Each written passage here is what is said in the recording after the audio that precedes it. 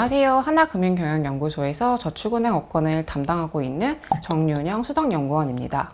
2022년도 저축은행의 전망은 저축은행의 입지와 수익성 측면에서 큰 변화가 있을 것으로 예상되는데요. 전통적으로 저축은행이 담당하였던 중저신용층에 대한 대출은 타 업권과의 경쟁 심화로 약화되는 반면 가계대출 규제로 인해 1금융권에서 담당하였던 고신용층에 대한 대출 수요는 소폭 증가할 것으로 보이고요. 코로나 이후 이례적인 수익성을 보인 것과 달리 내년부터는 저축은행의 수익성이 주춤하게 될 것으로 보입니다.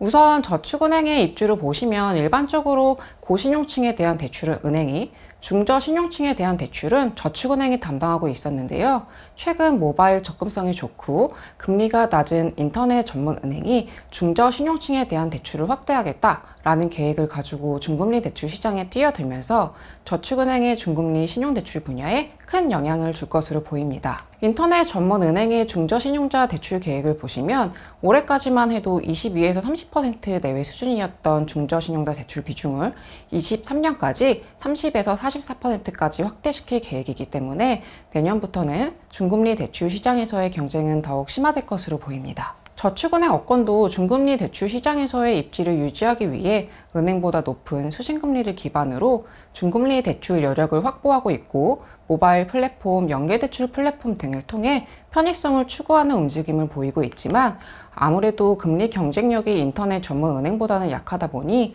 중신용층 차주를 인터넷 전문 은행에 내어줄 가능성이 높을 것으로 예상됩니다.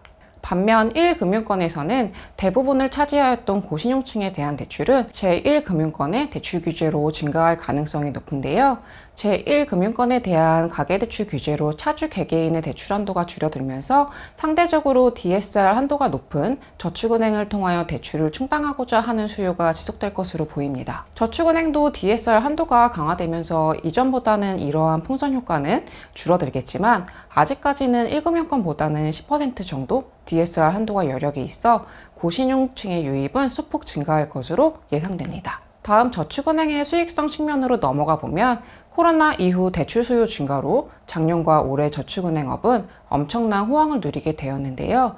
내년부터 이러한 호황 또한 주춤하게 될 것으로 예상됩니다. 올해 7월부터 법정 최고금리가 인하되었고 여러 차례에 걸쳐 한은의 기준금리 상승이 예고되었기 때문에 조달 비용 상승으로 예대마진이 축소될 것으로 보입니다. 저축은행의 경우 다른 부수적인 수입이 적고 전체 수익의 95% 이상이 예대 업무에서 발생하기 때문에 아무래도 예대마진의 축소는 수익성 하락에 영향을 줄 가능성이 높고요. 실제 과거 법정 최고금리 인하 전후 예대 차이를 보시면 최고금리 인하 시점 전후로 하여 예금과 대출 금리 차이가 축소되는 것을 볼 수 있습니다. 이 외에도 내년 1월부터 DSR 추가 규제가 예고되면서 대출의 확장이 제한적이고 대손 충당금 적립 규제로 인해 비용 부담이 커지는 상황까지 더하여 본다면 저축은행의 수익성 저하는 불가피할 것으로 예상됩니다. 이상으로 2022년도 저축은행업 전망을 마치도록 하겠습니다. 감사합니다.